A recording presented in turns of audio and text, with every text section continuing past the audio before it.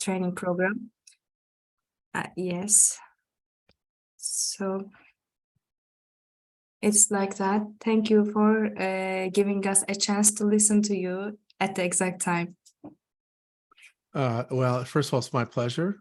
I have to say, our whole team, the whole community that is part of our big network is really, but we've been moved by what's happened in Turkey, and we are happy to help in any way we can. So consider this as part of that process. We are trying to provide some other supports to other mental health colleagues in Turkey as well. And we're going to be taking all of these things and recording them and then storing them in places where people will be able to get access to them. And so just wanted to give people a heads up that this is being recorded. All right, and so people can listen again afterwards. Exactly. And people who didn't have a chance to attend can, yes, right now, come and see and listen. The other thing I just should say is that we are working with some colleagues in Turkey as well to translate some print materials that we've written about some of these things. So we'll also make those available on our website, and we'll let you all know so you can communicate to your network and share these materials as you see fit. Thank you so much for that. We are honored to have them and read them, have a chance to read them. Thank you so much for it. So we are honored to see you tonight. This is, you know, that when something happens to you and your people, it seems like it's only inside of you, not in the worldwide. So giving us a chance to helping in the other side of the world is so much for us. It's beyond words. I can't describe it. So thank you so much for tonight. Well, we're happy to do it, and we're happy to help in any way. I have to say, there's a lot of our work that may be relevant and useful, and I'm not going to be able to probably cover everything, but I'm going to touch on a few things just to put some of the challenge in context, because this is going to be a multi-year, maybe even a multi-generational, challenge. And I kind of want to talk about that in a way that is not discouraging, but it's just puts this in context so that you all can just be reminded of the challenge ahead. It's really a lot of work to try to help a community that's been impacted by something that's this devastating. So I'm going to go ahead and basically use my slides. My presentations are always very slide heavy. So I'm going to share my screen and just go from there. And if, obviously there's a lot of people on the call, I'm going to keep people muted. But if there's a really pressing question or comment, please feel free to type it into the chat, and I'll leave a little bit of time at the end so that we can address some of those comments and questions.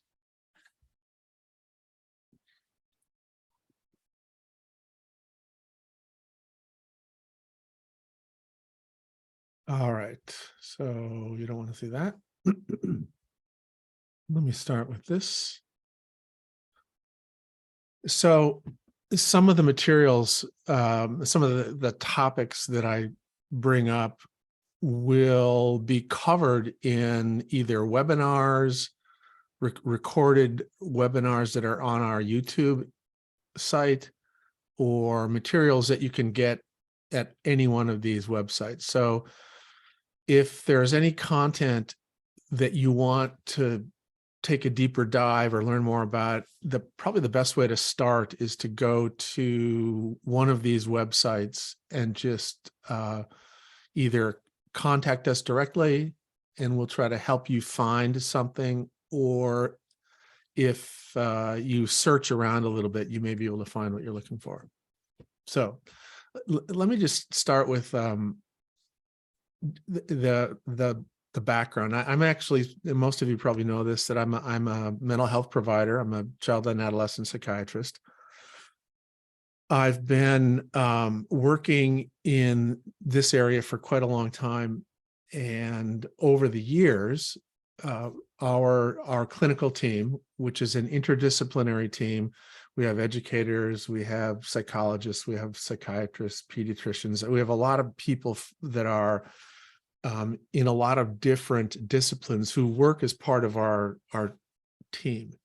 And over the years, we have been involved in a number of very high-profile catastrophic events. And because of that, we've tried to help, of course, and you always try to help from the perspective that you're at that moment. You know, 20 years ago, I didn't know as much about some of these things as I know now. 40 years ago, I knew even less. And so over the years, because we developed some experience, there are a couple things that that we started to do right away whenever we were asked to help with a big traumatic event, whether it's a school shooting or a natural disaster, or a large population impacted by war, or some shared community catastrophic event that involves death, infrastructure damage, relocation, homelessness, relocation of peoples, really exactly what's been happening in Turkey and Syria after this devastating earthquake. So the first thing that we do is that we do, basically, we recognize that when people are overwhelmed, when people are impacted by chaos, threat, hunger, any catastrophic experience, one of the things that happens is that they have a harder time thinking clearly. And I don't say that in a negative way. It's just that when you're overwhelmed, when you're stressed, your frame of reference collapses to the moment, and you're focused on just really survival aspects of your functioning. And what happens is, when you're in that mode, when you are in a state of being really distressed, really stressed and overwhelmed, even potentially traumatized, your ability to problem solve is compromised. And so one of the things that we realized early on was that many, particularly if there's a large community catastrophic event,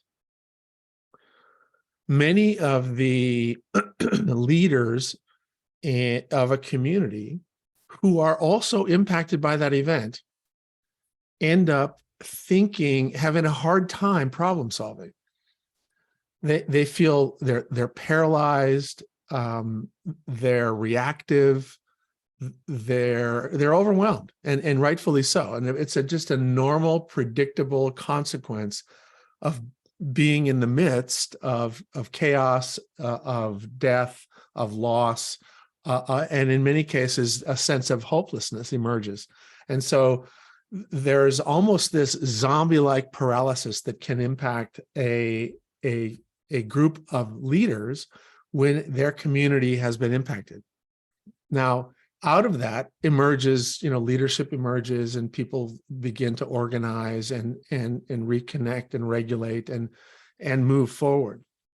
But one of the key things that we have seen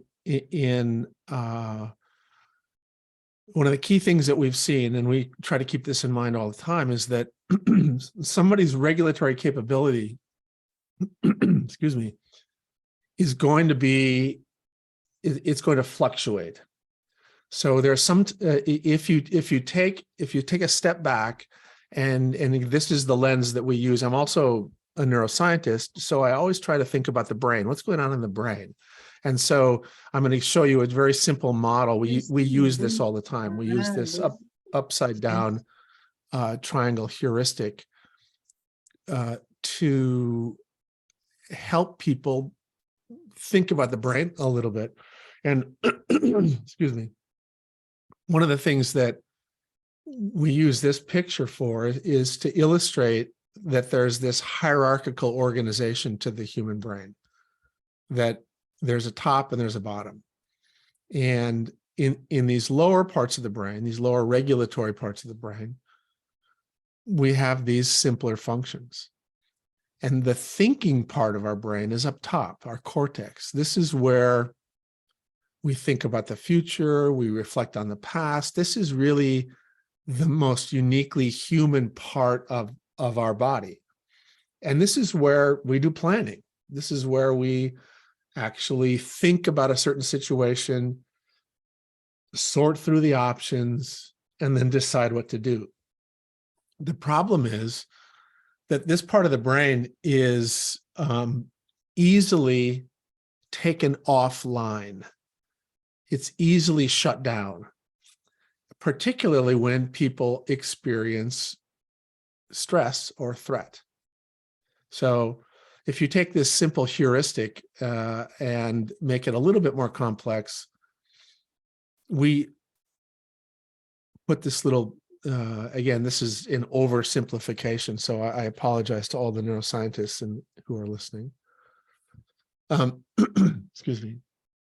If we take these core regulatory networks that are in the lower part of your brain, norepinephrine, serotonin, dopamine, and many of you have heard of these, but these core regulatory networks collectively reach every part of the brain, and both directly through the autonomic nervous system and indirectly through your neuroendocrine system and neuroimmune system, reach every part of the body.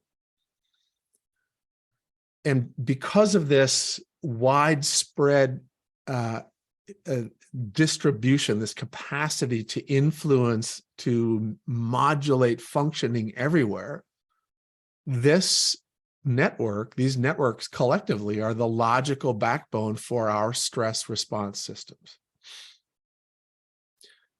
And so as our brain is continually monitoring the outside world, and you are getting feedback from your inside world, these core regulatory networks are basically getting the information they need to decide what to do. What part of the brain should I turn on? What part of the body should I turn on? What part of the body should I turn off? What do I need right now in this moment to adapt and cope and survive and thrive? And this is really important because as people experience some form of threat,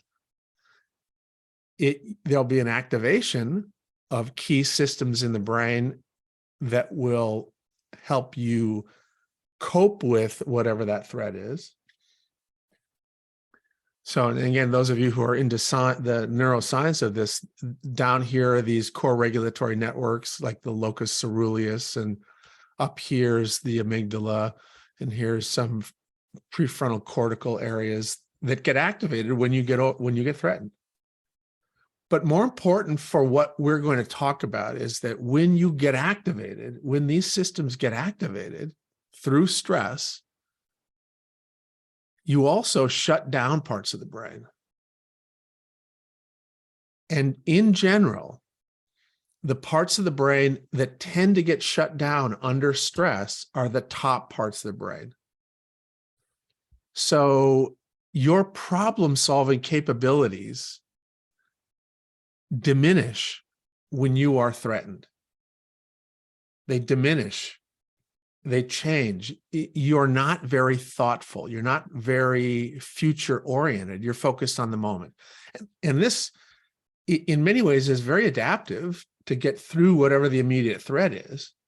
But if you're making a plan for recovery for a community, and your brain is in this state, you're just not going to come up with a very good plan. And this is one of the problems.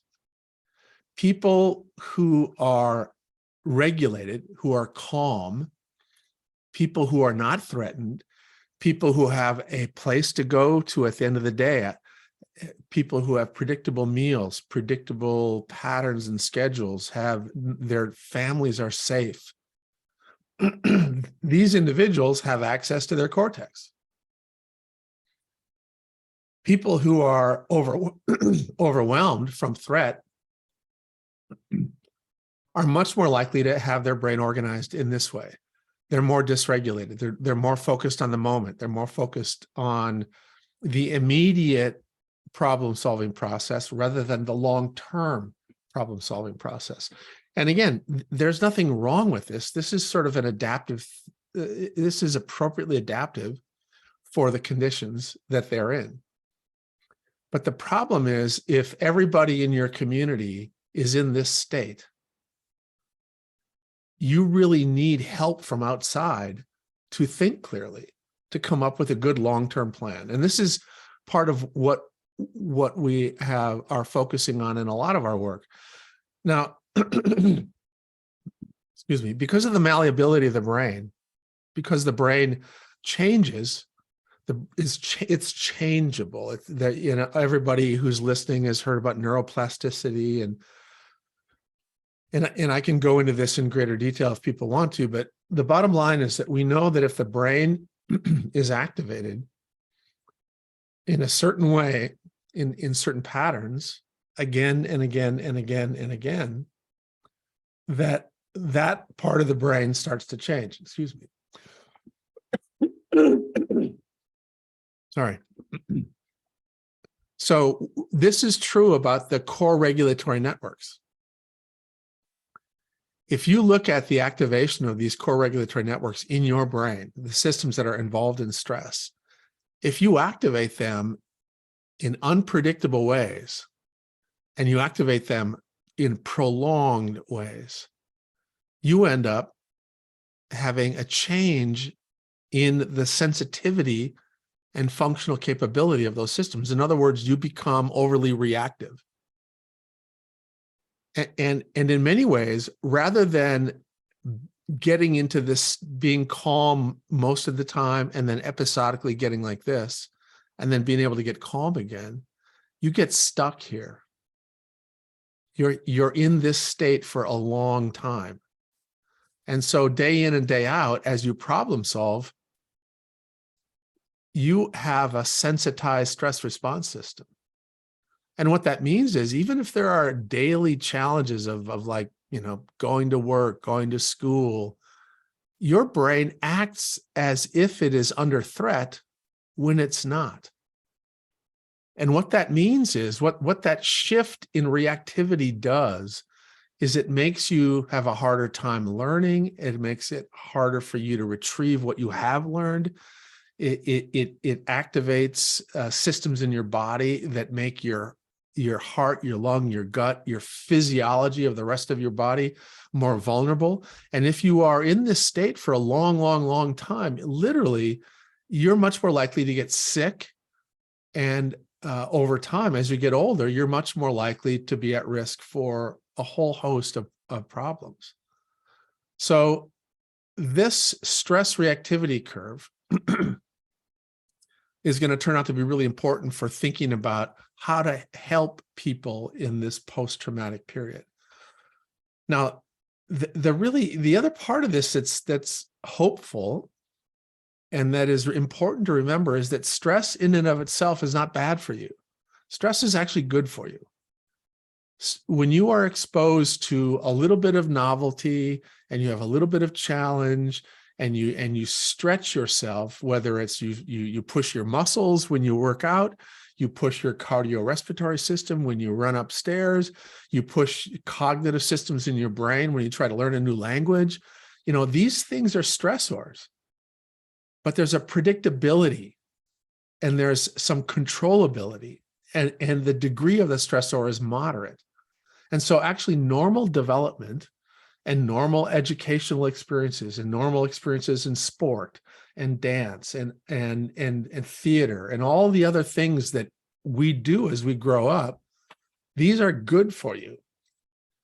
So when you go to a professional meeting and you have to give a presentation, that's a stressor, but it's predictable, right? I mean, you know when it's going to be, you know how long you have to talk, you know what you're going to talk about, and you control it, because if you practice, it won't be as overwhelming. And so that's actually good for you. You build resilience by going to your professional meetings and giving a presentation.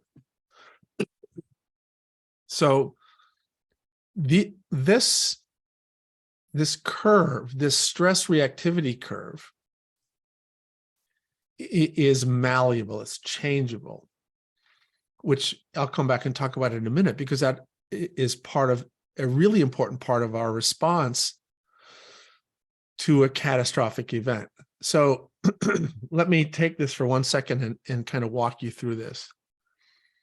If somebody grows up, if they're lucky enough to grow up in a community where their family, there's meaningful work and there's security about income and there's secure housing and you have good cultural connections, and you are not marginalized within that community because of your ethnicity or your beliefs, and you have safe and stable community and family, which is really a wonderful way to grow up, right? And I hope that many of you have had that experience.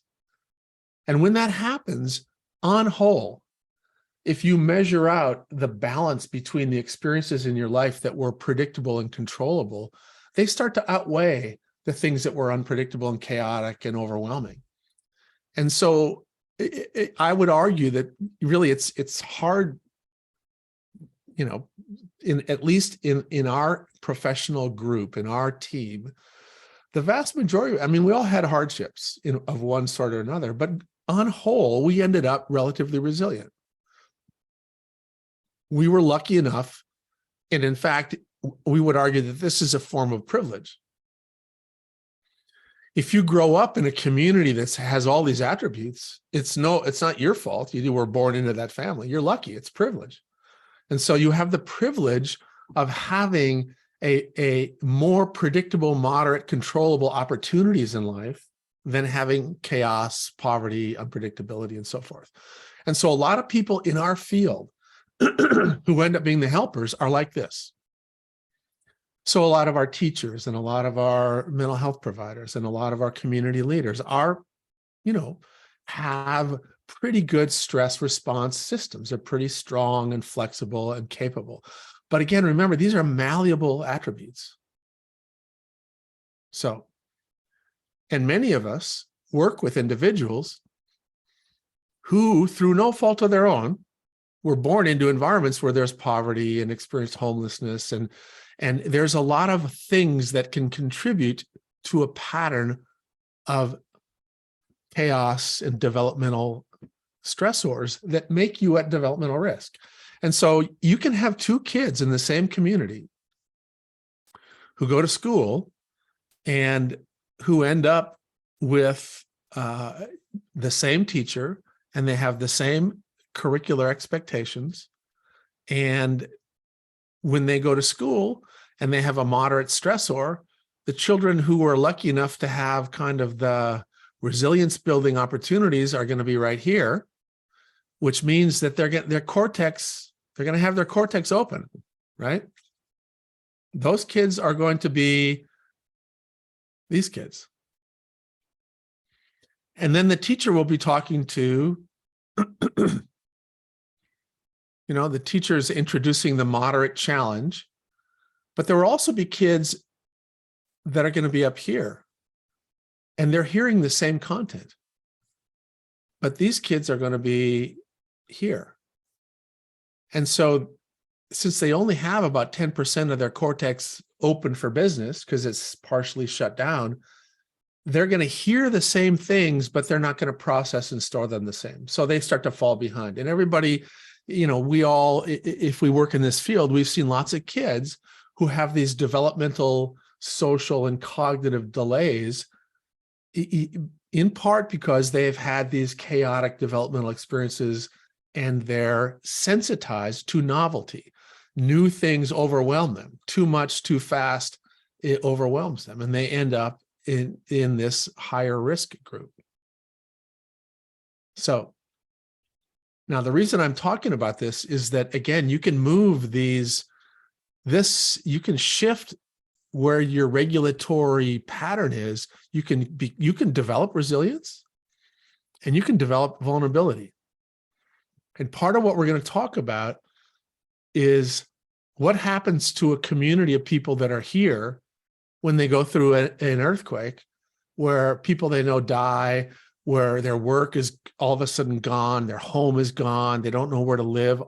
It doesn't matter how much they've developed the capacity for resilience, because if you end up being somebody who started out here in this pre-event baseline of being resilient, over time, you're going to start to have more experiences with unpredictability and uncontrollability. So all the people who had these, if you will, superpowers of being resilient, able to tolerate stressors, all of a sudden you're just normal.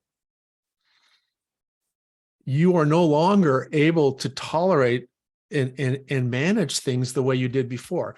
Now, we've seen a shift, at least in the United States, we've seen a shift in the ability of our resilient populations, our teachers, our therapists, people that are lucky enough to have jobs, and everybody's over the last 3 years because of COVID has felt this sort of chronic, long-term set of stressors that have eaten away at our resilience.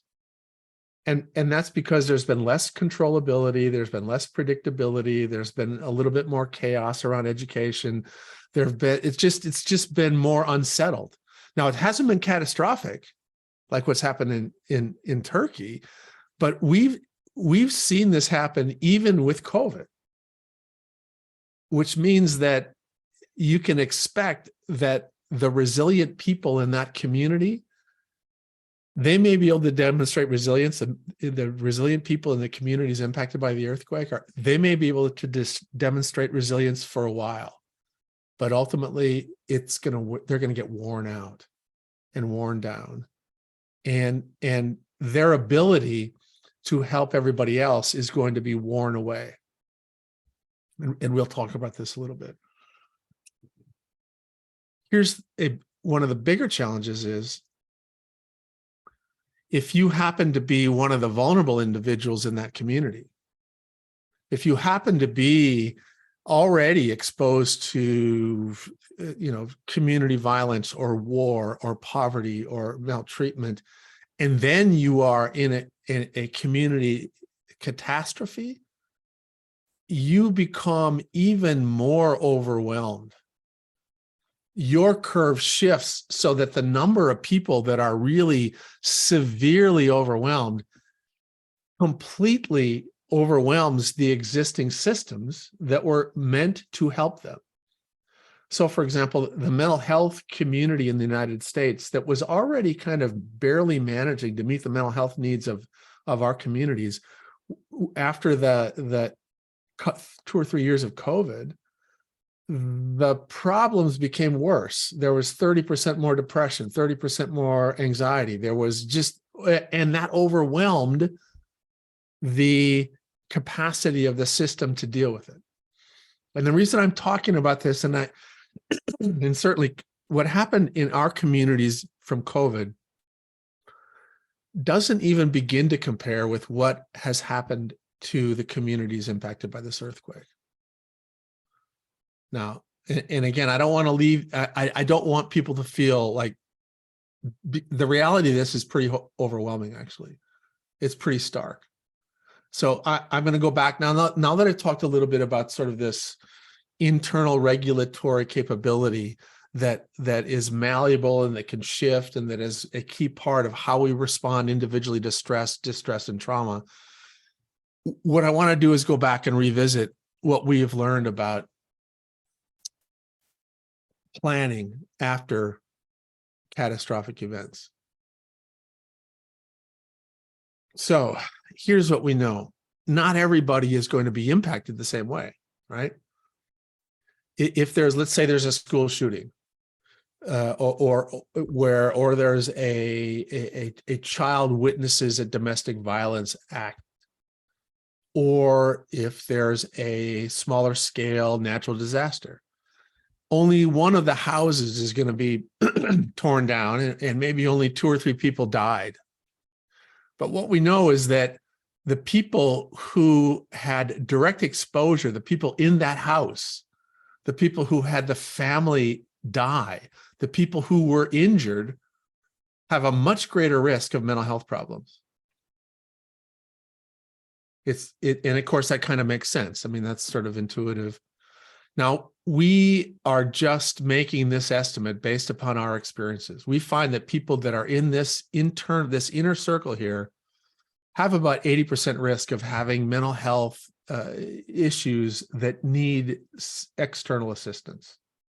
They need some help, even if it's just psychoeducation, even if it's reassurance, even if it's sort of episodic, even if it's awareness of who to contact if this gets worse. They need intervention. And then you go out to the the second circle out, the people who responded, the firemen, the people in the ambulance that had to pick up the dead bodies, the people who were the neighbors or the colleagues of the individuals that were most impacted. They're also impacted, but their risk for longer term problems is a little bit less. And then you go to the next layer out. This is people who live in the community that was impacted, and they may not be close, but they know some of the affected people. And then the secondary responders, like the mental health people and the teachers, who are somehow trying to live with and cope with the individuals who were either in the inner or the primary risk group. And then finally, just as you get further out in the community, there's this echo effect. There's this, it's like dropping a pebble in a pond. There's a ripple effect.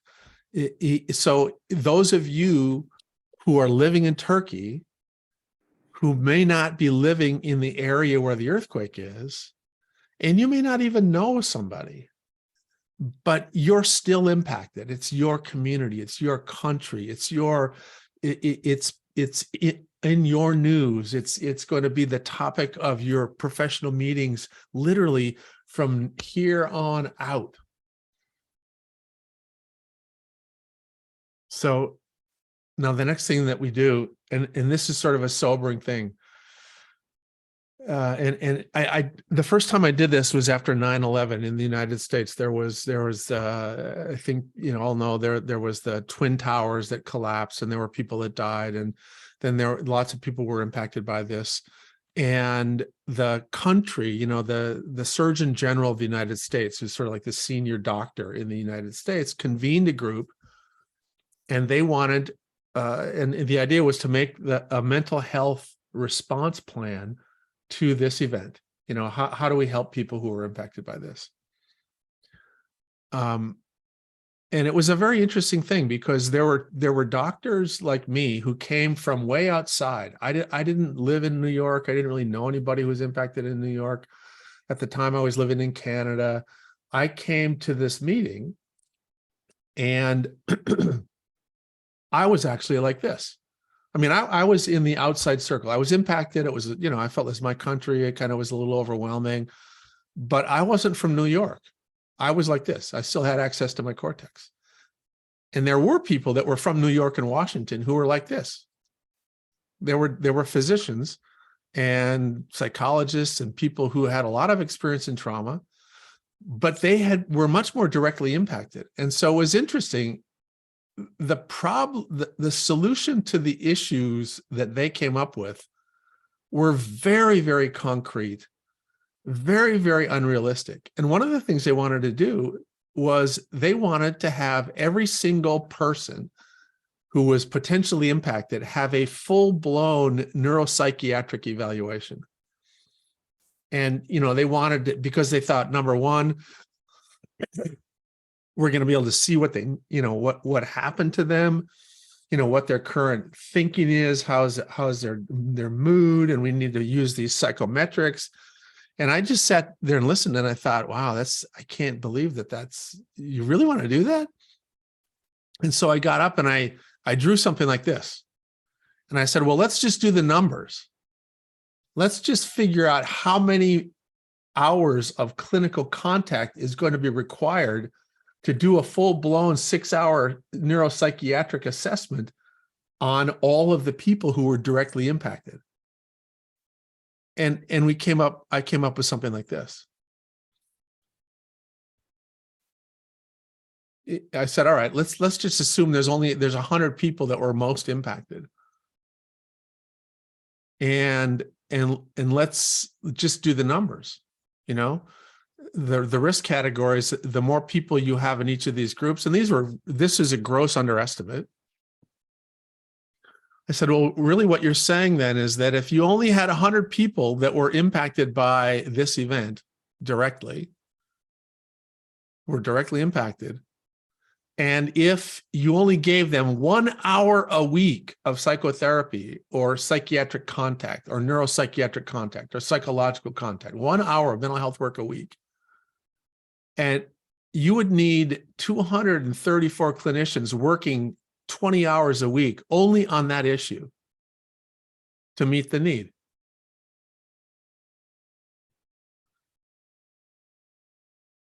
And of course, everybody realized, well, that's not going to work, right?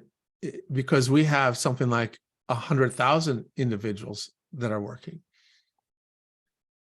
We have 100,000 people that were basically almost directly impacted by this. So what does that mean? That means we have to have 36,000 mental health professionals spending 20 clinical hours a week to just give these individuals 1 hour a week of traditional psychotherapeutic work, which is pretty sobering when you think about it. So here's something that I'm going to just throw out here, and these numbers might be a little bit wrong. But I did kind of my best. I kind of used stuff on the internet. I don't know if this is accurate. This might be an underestimate. But broadly speaking, you got, I think you probably have fewer than 50,000 mental health professionals in Turkey.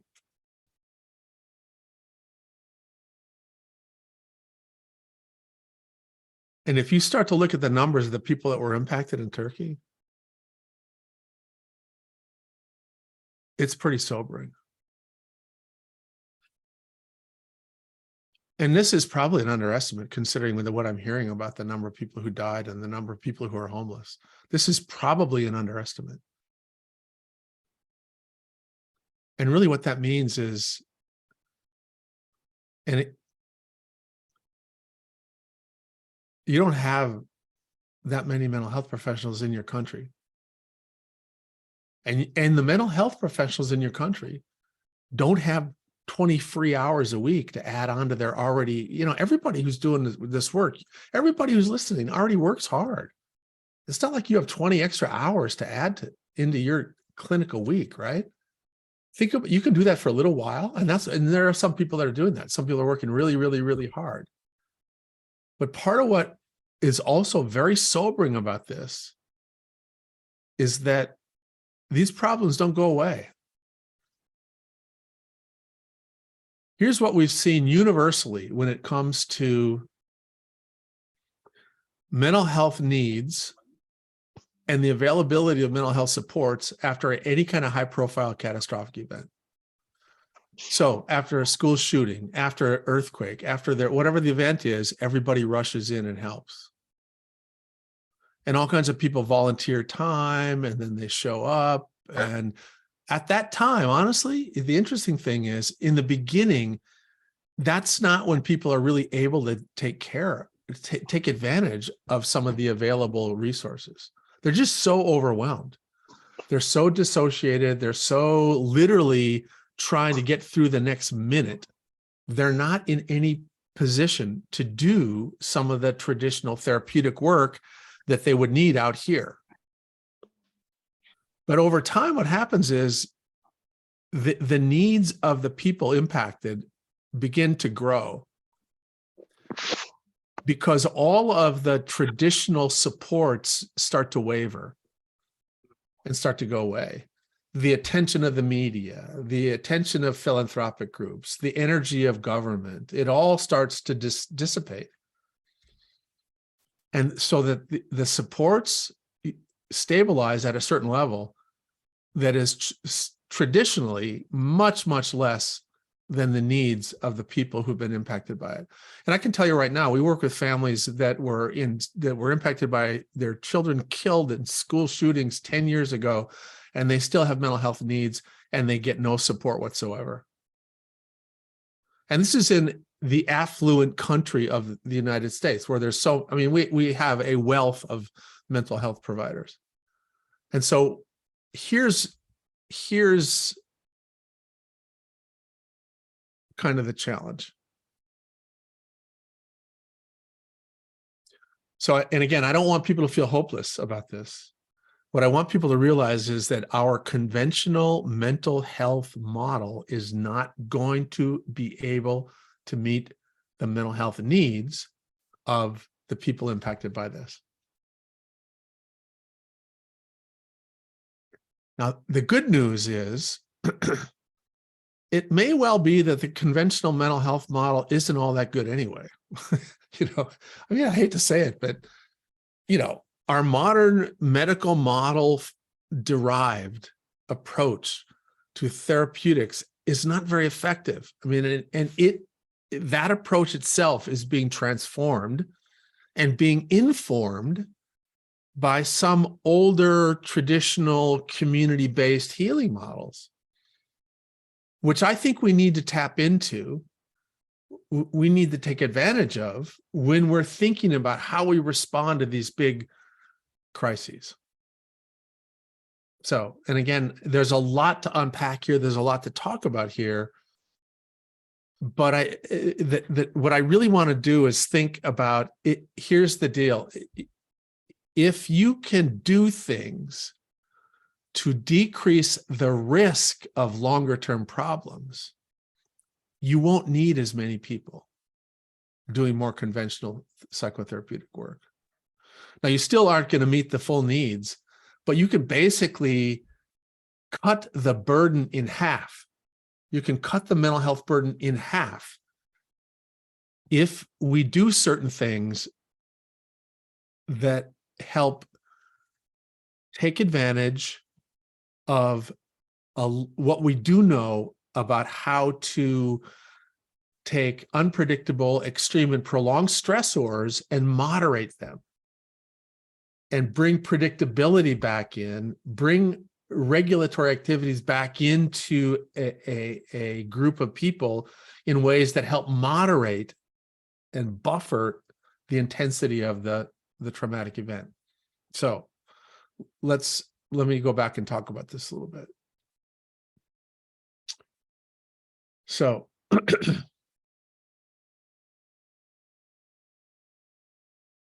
the key really is understanding and thinking really deeply about this picture, this phenomenon. Now, this is a well-established, well-studied phenomenon in physiology and neurophysiology and neurodevelopment. And this has been studied even before. I mean, I'm an old man, and when I came into the field, there were people that were studying how different patterns of stress led to different organization and capability of the stress response system. So this has been around forever in the neurosciences. The key thing here is that we know that neural networks of all sorts are malleable, they're changeable, right? And the key, what we're trying to do is take a system that is sensitized,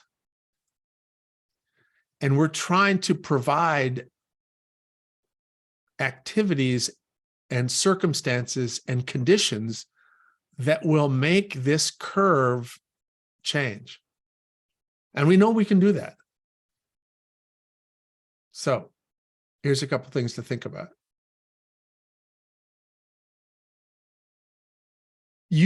All of you as individuals with expertise in psychological concepts and existing in these mental health systems, your community will be looking to you for leadership and guidance about how to address this.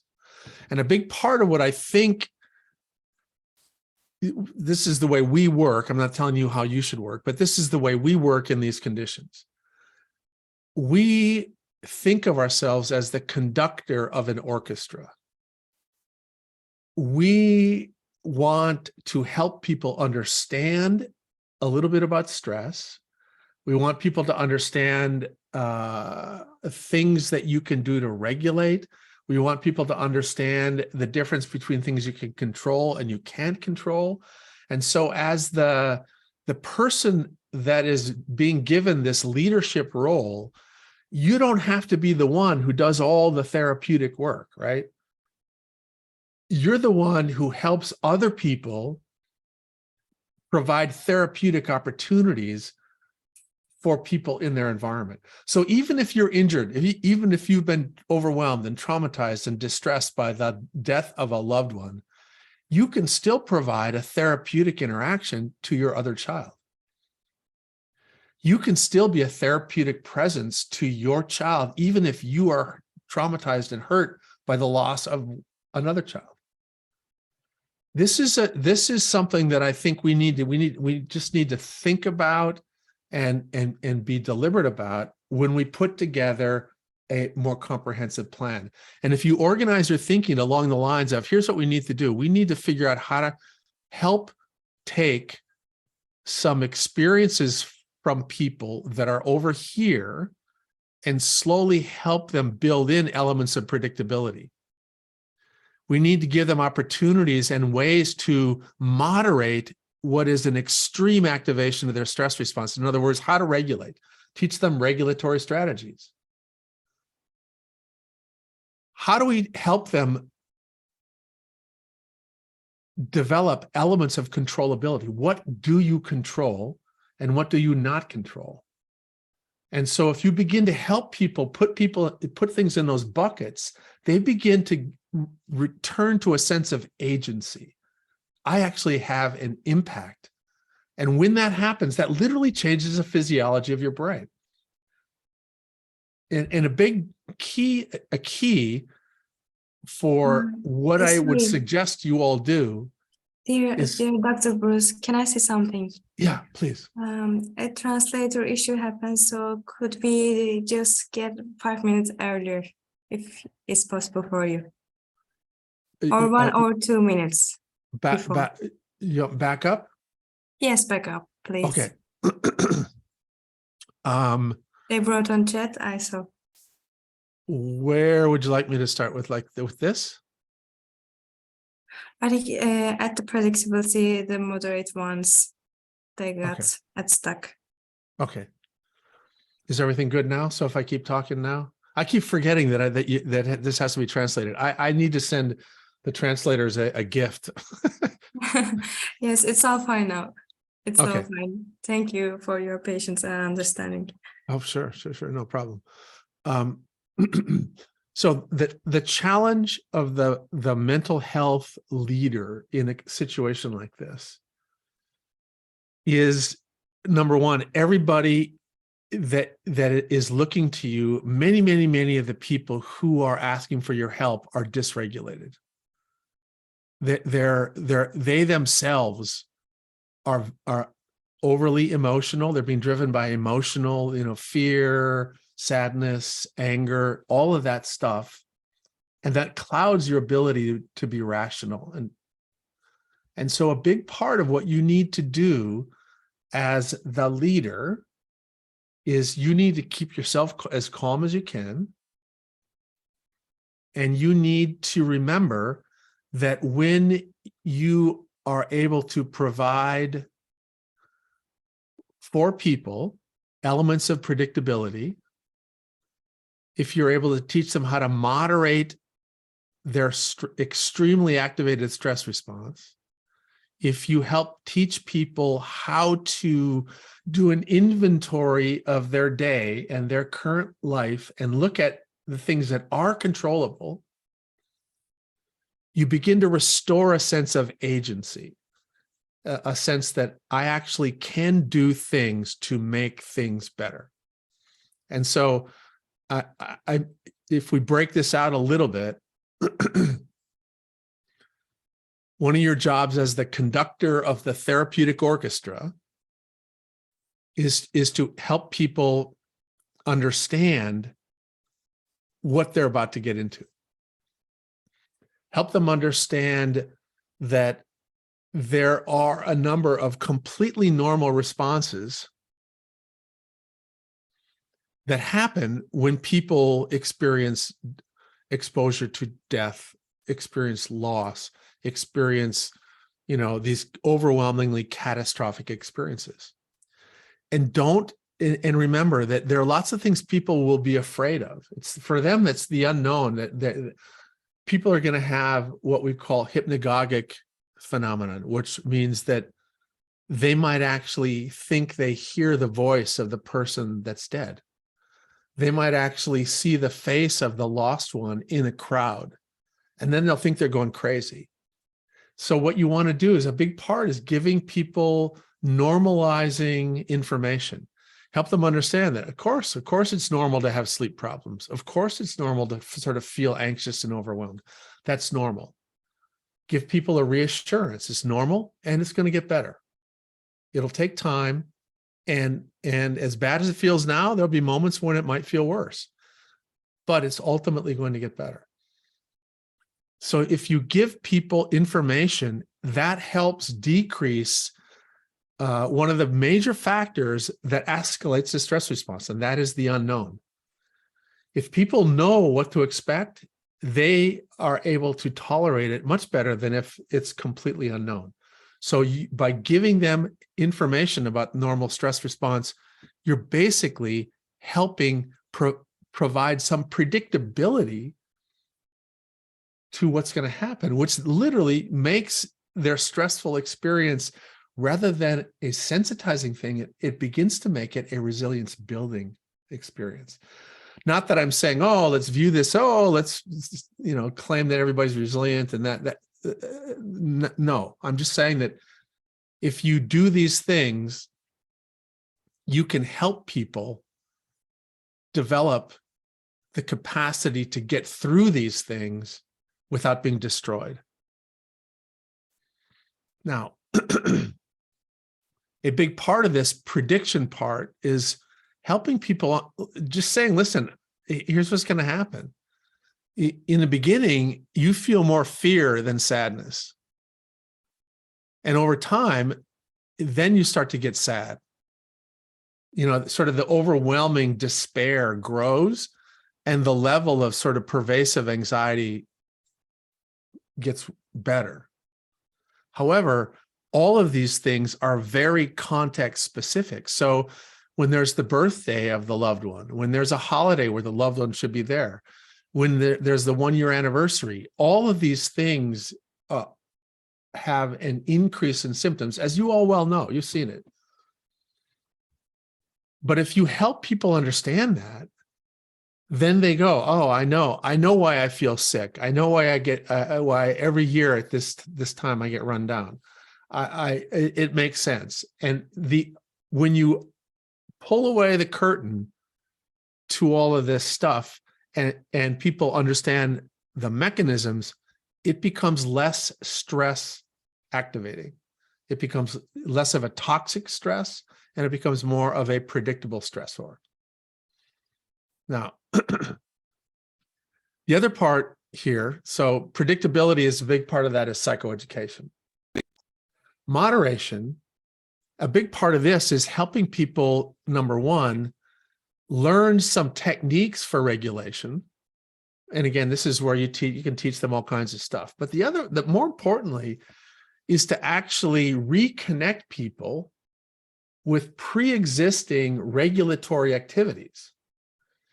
And almost everybody has a set of things that they've done in the past that have regulated them.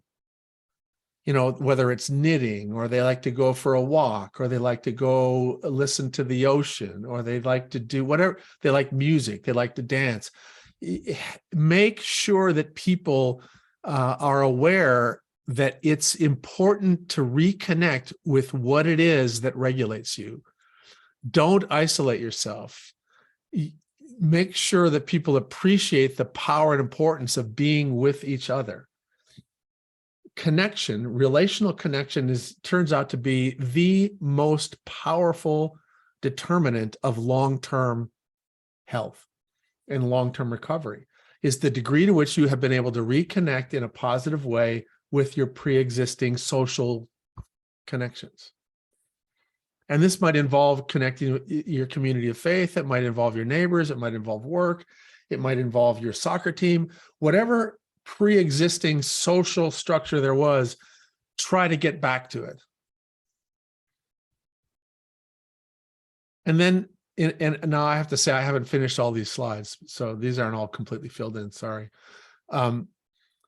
Control. This is a hard one because after an earthquake, you just feel like, you know, you do feel helpless. You know, there was just the earth swallowed up your home. And there's, your sense of agency is shattered, just like where you lived is shattered. And you have to slowly help people, remind people that you do have things you can control. You can control when your family eats.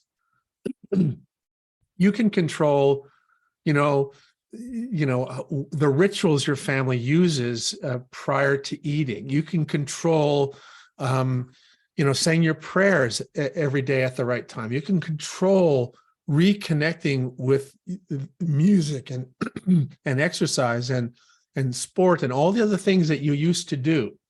And the more you help people regain a sense of control, the more the physiology of stress quiets down. So all of that, no, I'm out of time almost. But what I want to do is I just want to say, listen, the key here, the thing that we're trying to do for communities, when we provide some of this information, when we share our experiences, and when we help all of you understand, and again, you all probably know most of this stuff, but the overall strategy is to shift risk.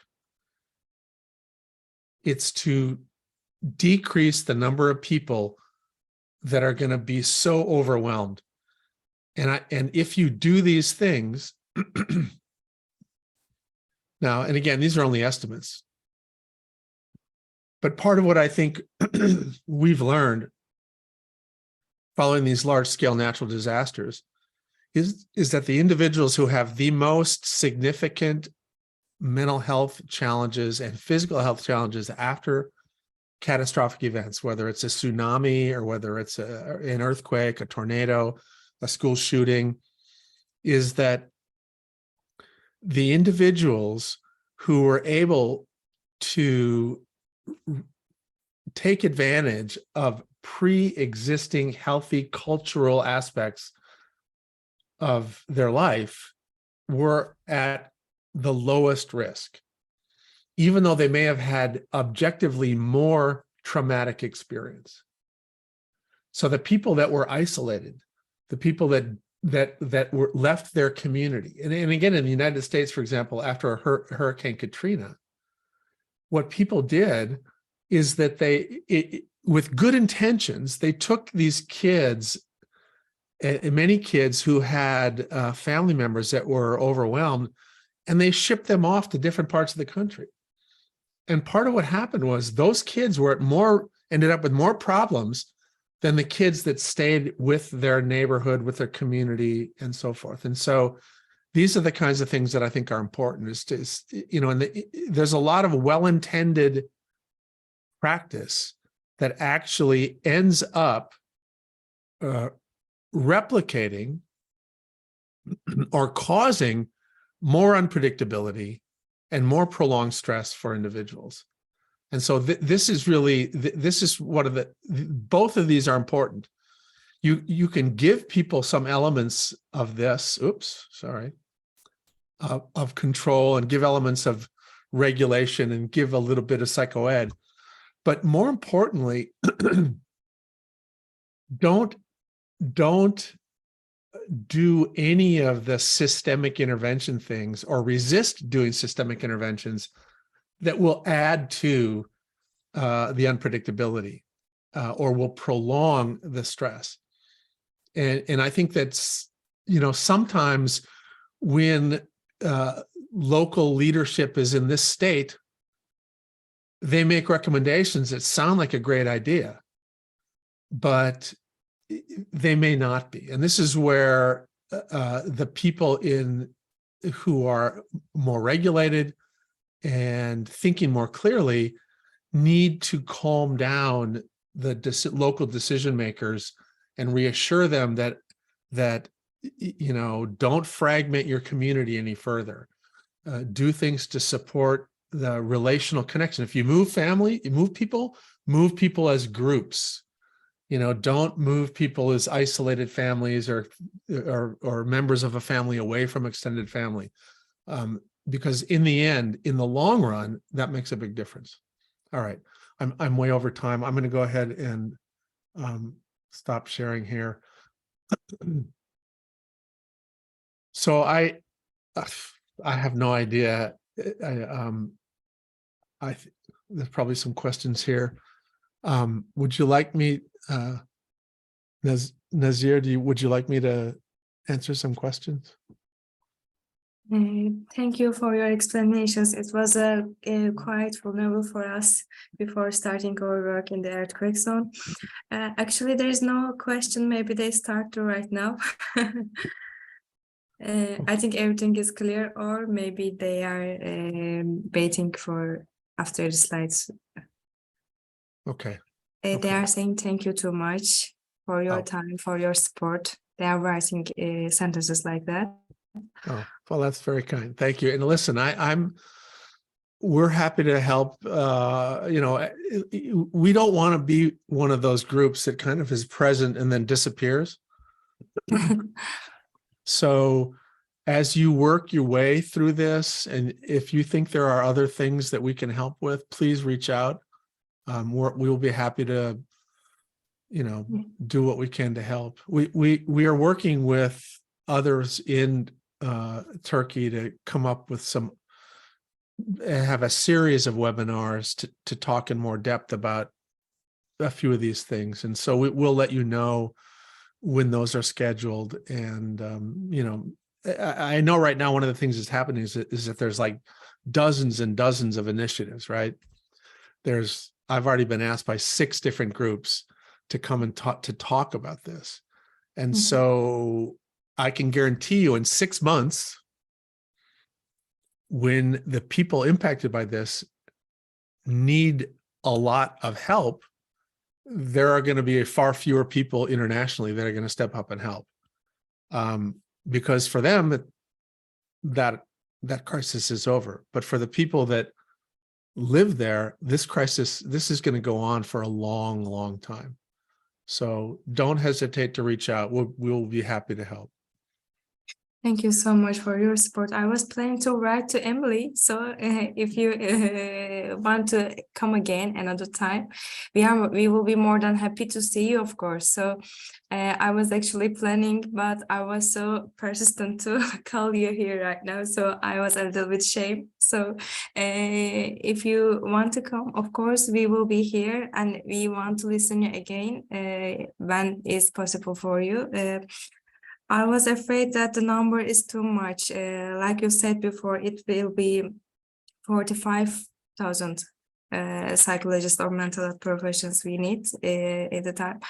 I was a little bit depressed when I heard it at the first time, but that's a big tragedy for us. So that's a big, we have to do so much stuff right now in a big time, and maybe, maybe years we will be working at the earthquake zone. We don't know right now what will waiting for us.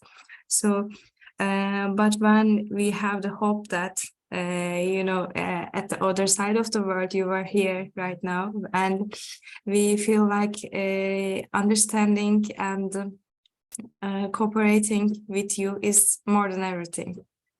It's too Well, much for us. So I and all of my colleagues will be more than happy to see you, hear you again when it's possible. Thank you so much. I can't say anything more. Thank you so much. And everyone writing sentences like that. It's so much beautiful than I was at all of the webinars, and this was the much more realistic one among all of the others. They are writing some thanks and other beautiful sentences to you. thank Everyone you. is so thankfully. Thank you. Thank you so So much. may I end on one note? I it's really important that all of you take care of yourselves. There will be a pull to help everybody. There'll be a pull, and it takes energy, it takes time, and just remember that your ability to help other people is really dependent upon your ability to stay regulated and to feel rested and to feel respected, and that this is a long-term process. So just be good to yourself and be good to your colleagues, and it'll make it a lot easier to really do this hard work. Yes. Thank you so much for everything, Dr. Bruce Perry. It was You're an welcome. honor for us tonight. Thank you so much. You're welcome.